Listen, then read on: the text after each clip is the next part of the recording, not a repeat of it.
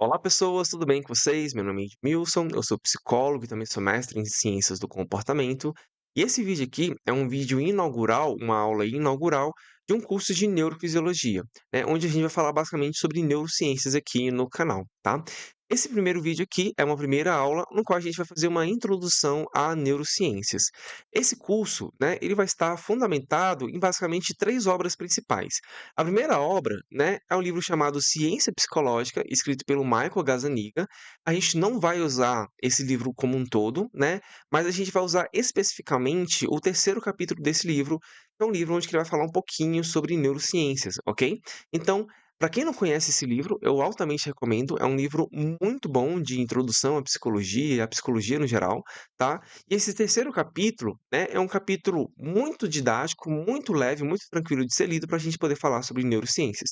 Então, boa parte do conteúdo que a gente vai ver nesse curso, a gente consegue encontrar em um único capítulo nesse livro, tá? Obviamente, eu vou me aprofundar em alguns outros pontos, né, que vai ser baseado em relação a outros livros, mas em relação à preparação para esse curso aqui, eu garanto que o terceiro capítulo desse livro é um capítulo muito, muito bom, tá? Uma outra obra, né, que eu vou me basear para poder montar esse curso aqui, é As Bases Biológicas do Comportamento, né, de Introdução a Neurociências, escrito aqui pelo Marcos Lira Brandão, tá? Então esse livro aqui também é um livro muito bom, tá? Ele é um pouquinho mais complexo, né, do que os outros 2 livros aqui que estão nas referências, né, desse curso aqui, mas também é um livro clássico, né, foi o livro que eu usei, por exemplo, na minha graduação, ok? E por fim, eu vou utilizar o livro Neurociências aqui, do Purvis, tá? Que esse aqui é um livro muito mais completo para a gente poder falar sobre neurociências, tá? Então, esse curso aqui, né, a boa parte dele vai estar baseado em relação à primeira parte desse livro aqui, ele vai falar basicamente em relação ao conteúdo que a gente vai ver nesse curso, né, em relação à neuroanatomia e um pouco de neurofisiologia também, tá. Mas esse livro aqui ele vai muito além, né, então se você quer um livro mais completo para poder falar, estudar, né, sobre neurociências, eu altamente recomendo o livro aqui do Purvis, ok? Então a gente vai ter basicamente esses 3 livros aqui, fundamentando a disciplina, né. Lembrando que se você quiser uma leitura mais tranquila, né, recomendo aqui o terceiro capítulo do livro do Ciência Psicológica do Michael Gazzaniga, ok? E aí, para começar esse curso aqui, né, eu gostaria de responder uma pergunta que talvez muitas pessoas se façam, né, principalmente estudantes de psicologia, quando eles se deparam com a disciplina de neurociências no currículo, né, no curso, tá? Então, por que que eu preciso estudar neurociências, tá? Essa resposta aqui ela vai valer para psicologia, mas ela pode valer para outras áreas também, ok? Então vamos começar respondendo essa pergunta, tá? Para responder essa pergunta, a gente tem que se perguntar o que que é a psicologia, ok?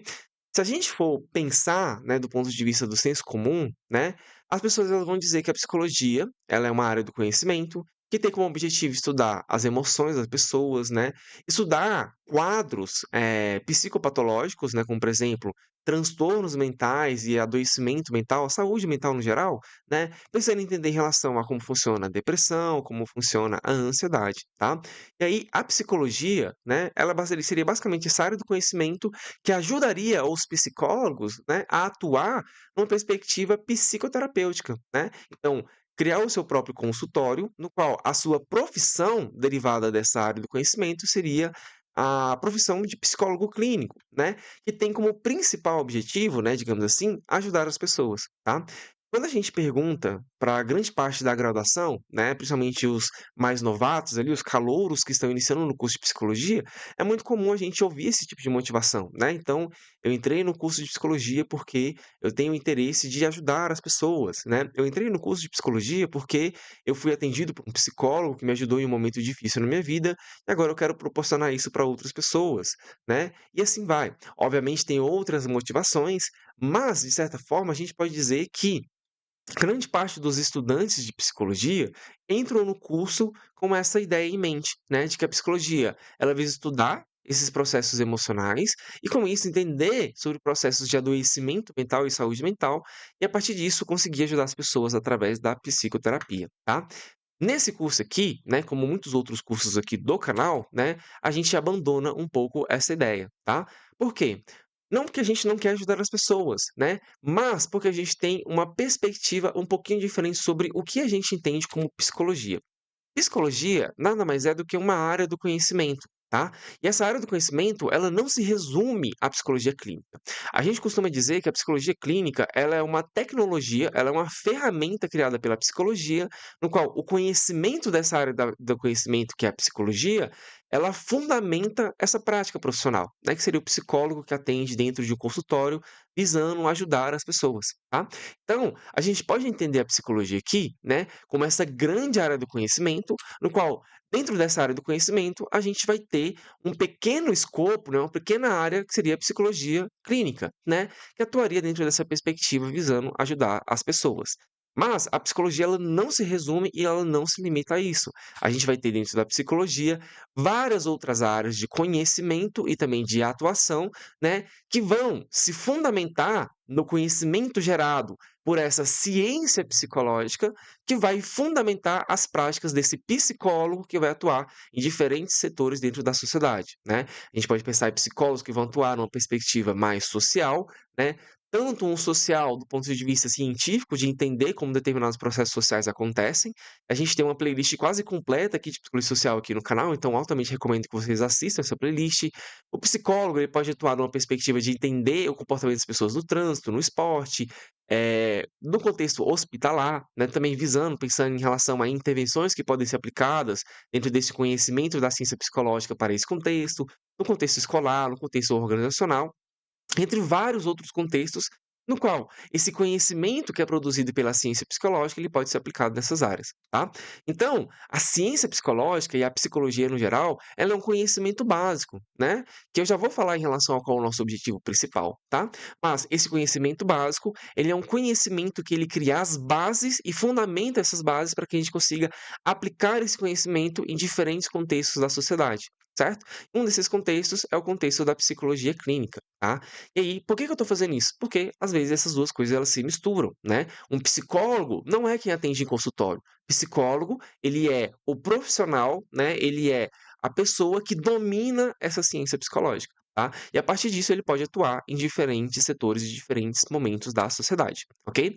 Então, né, quando a gente pensa em relação ao que é a psicologia, a gente pode pensar em relação a uma definição mais clássica, tá. Então, psicologia ou a ciência psicológica, ela é caracterizada como um estudo científico, tanto do comportamento como também dos processos mentais, ok?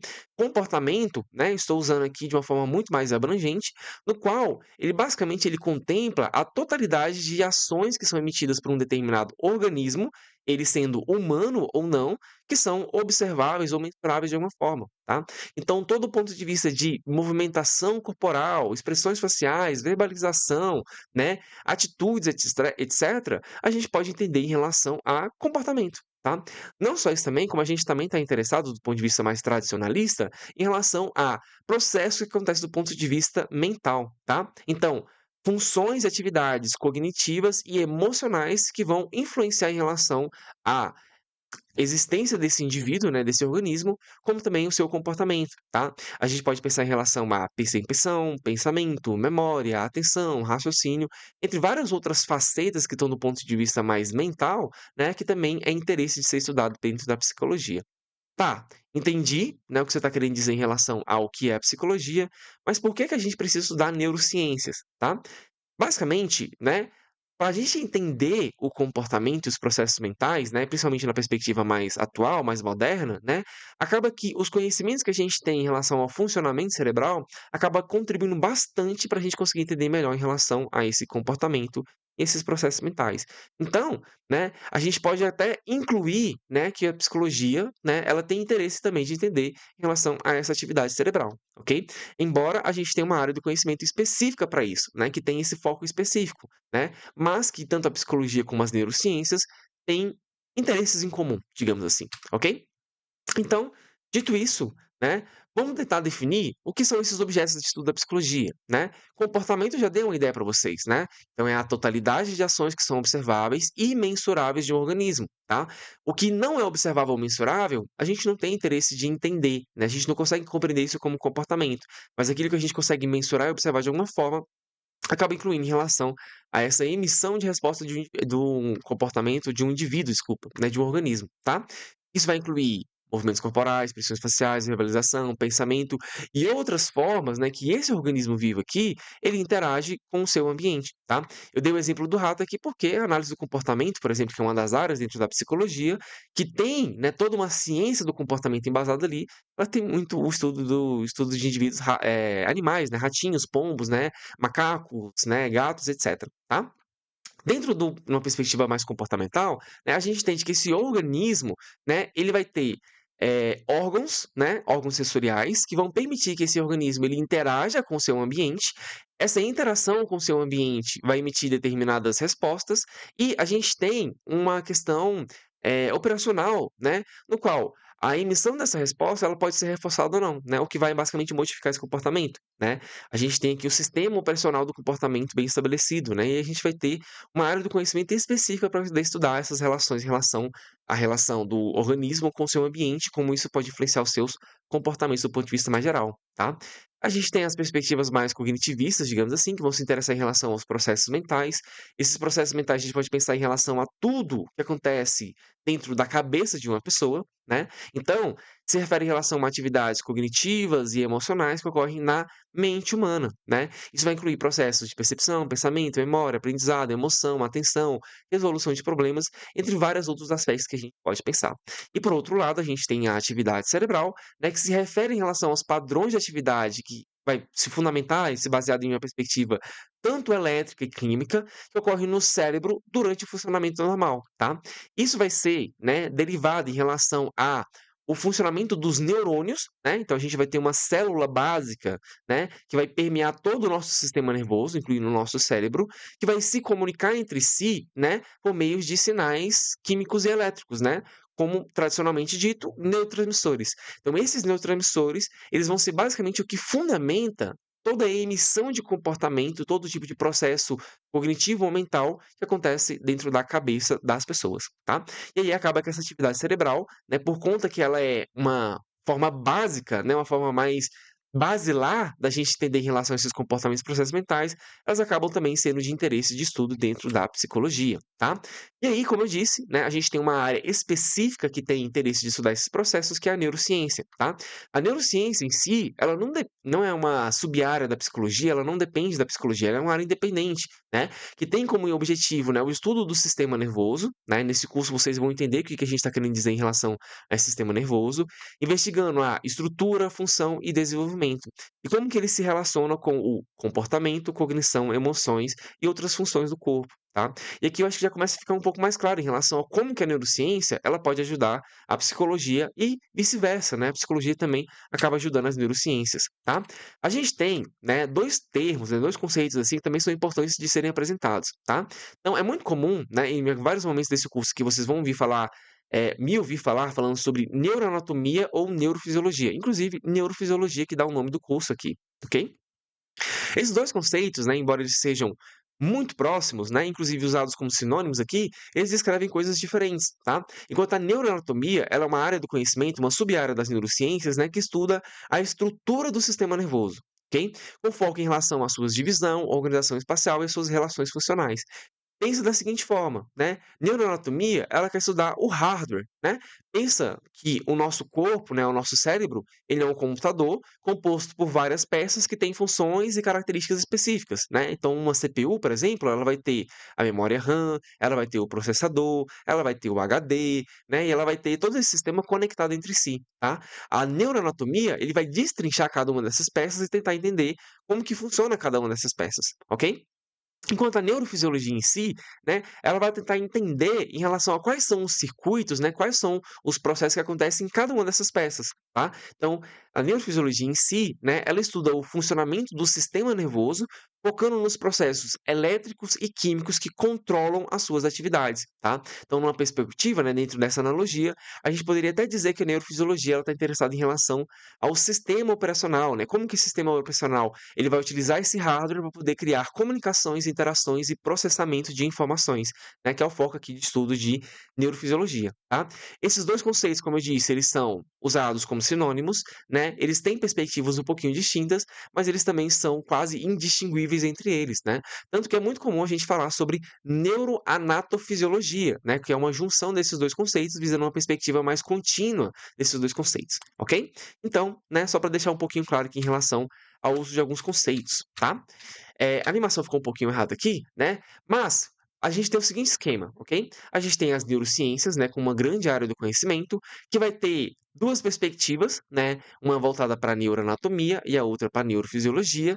E essas duas áreas do conhecimento, né, tanto a neuroanatomia quanto a neurofisiologia, ela vai estar interessada em entender determinados sistemas que estão associados em relação ao que a gente chama de sistema nervoso, digamos assim, ok? Então a gente tem o que a gente chama de sistema sensorial, né? Que basicamente é uma forma no qual, né, o nosso cérebro, o nosso sistema nervoso, ele representa as informações sobre o estado do organismo e também a sua interação com o ambiente, tá? Então, pense que para a gente poder processar determinadas informações, a gente tem órgãos sensoriais. Esses órgãos sensoriais eles vão receber essas informações, codificar essas informações para que a gente consiga emitir determinados comportamentos. Então, a gente estuda esse sistema sensorial para tentar entender em relação a esses processos. Além disso, a gente tem um sistema motor, né, que basicamente vai processar, organizar e gerar ações, né, físicas, digamos assim, tá? Então, para eu poder movimentar a minha mão, né, fechar, abrir, movimentar cada um dos meus dedos, eu estou utilizando esse sistema, né, que vai tanto receber sinais, né, eu posso receber um sinal da temperatura desse microfone, como também enviar um sinal de apertar, né, essa pecinha aqui do meu microfone, tá? E também a gente tem o que a gente chama de sistema associativo, que ele é basicamente uma junção de um sistema sensorial com um sistema motor, né? Então ele vai avaliar, né, e entender a conexão entre o sistema sensorial e motor, propiciando a base de funções que a gente chama de funções superiores em relação ao funcionamento do sistema neural, né? Então, entender sobre processos de percepção, atenção, cognição, emoções, linguagem, pensamento, racional, entre outras, né? Então, esse sistema associativo aqui, né, que ele deriva em relação ao estudo desses outros dois sistemas aqui, ele acaba sendo bastante interessante quando a gente pensa dentro da psicologia, né? Entender sobre essa percepção, atenção, processos emocionais, entre vários outros processos que acontecem no nosso sistema nervoso, ok? E aí, né, voltando em relação àquela definição, né, e tentando responder a pergunta inicial dessa aula, né, por que estudar neurociências na psicologia? Porque basicamente essas duas áreas elas caminham juntas, tá? Então, a psicologia, ela dá uma grande contribuição para a gente poder entender esse comportamento e esses processos mentais, mas não só isso também, como as neurociências também acabam contribuindo muito nesses dois processos, ok? E quando a gente tem uma integração desses dois conhecimentos, a gente tem um conhecimento muito mais aprofundado, muito mais bem estabelecido, e digamos que tenha amarras muito mais fortes, né? Uma coesão muito mais forte, um princípio de conectividade aqui, muito bem estabelecido em relação a comportamento e processos mentais.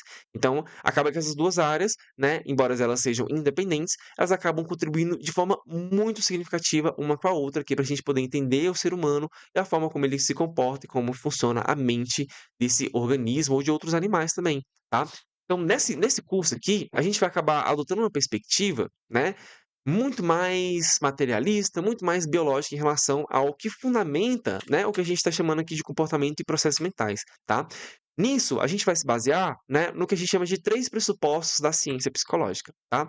O primeiro pressuposto, né, ele deriva das hard sciences, né, das ciências mais duras, né, no qual a gente vai entender que toda a existência, né, toda a realidade, ela deriva de um processo que ele é sistemático, né?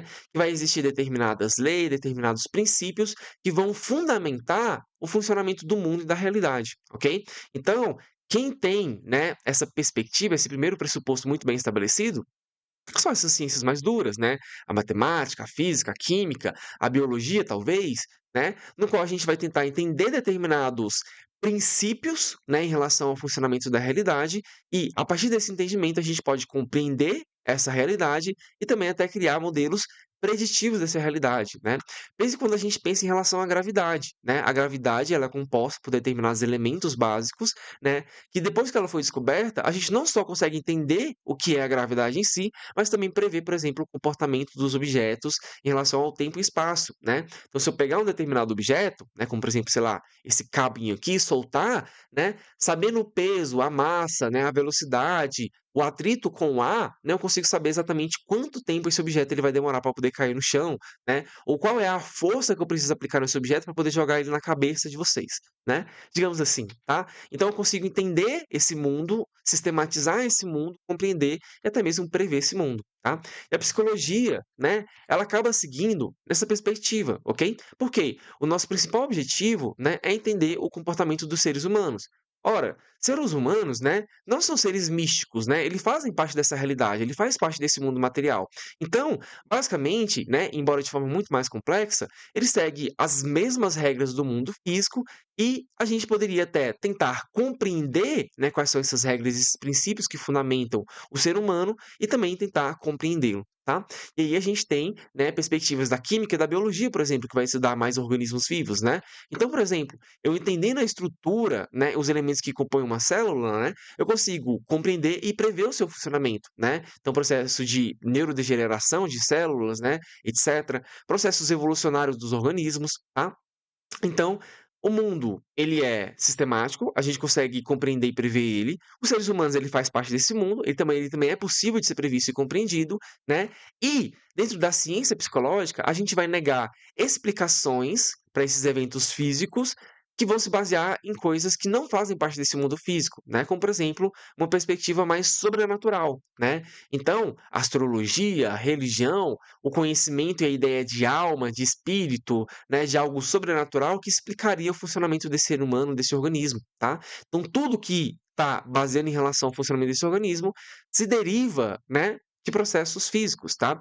Isso não significa que eu estou excluindo o ponto de vista cultural, social, individual, né, a subjetividade desse ser humano, mas tentando entender quais são os princípios que fundamentam todos esses processos, tá? E eu não vou aceitar a explicação de que por que que o fulaninho atravessou a rua, né? Porque uma alma, um espírito de São Joãozinho, né, incorporou aquele corpo e fez com que ele atravessasse a rua, né? Ou que aquele indivíduo ele foi, né, abduzido por um ser alienígena, né, que consegue se conectar com a mente daquele indivíduo e fazer com que ele atravesse a rua, né? Esse tipo de explicação, ele não é aceitável dentro de uma ciência psicológica, tá? E as neurociências, elas acabam ajudando muito a psicologia a fugir dessas explicações sobrenaturais, né, se baseando em relação a processos elétricos e químicos que fundamentam o funcionamento cerebral, ok?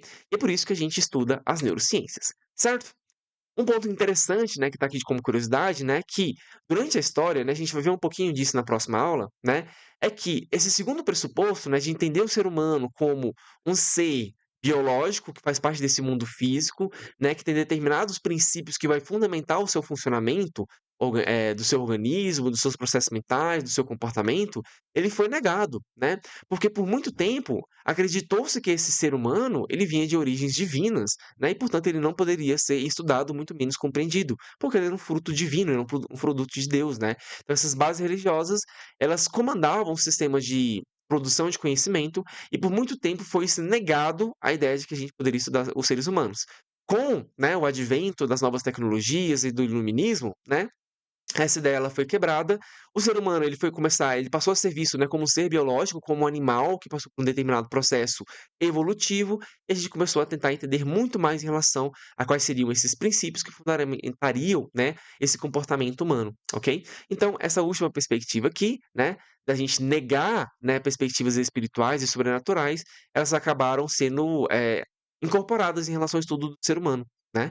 E foram negadas para a gente poder construir uma ciência psicológica, ok?